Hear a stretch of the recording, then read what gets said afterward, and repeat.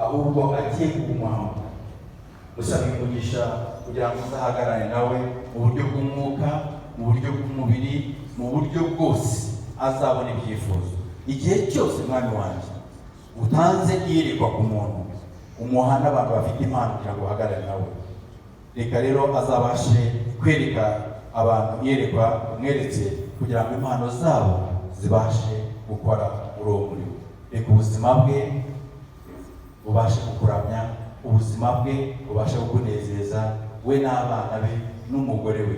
Iyi ministry iri mu buzima bwe, iyi ministry iri muri we, reka izajya yabesha akamaro, yaba ari Abanyarwanda yaba ari abanyamahanga.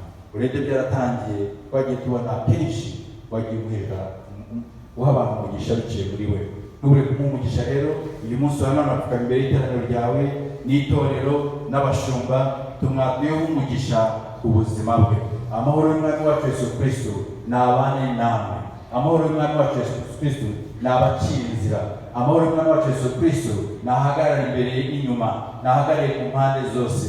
Ni mu abantu bazima mu buryo bw'umwuka no mu buryo bw'umubiri no mu buryo bw'ubutunzi. Imana y'amahoro nibagire neza mu izina rya Kristo umucunguzi wacu. Amen. Amen. Amen. Amen.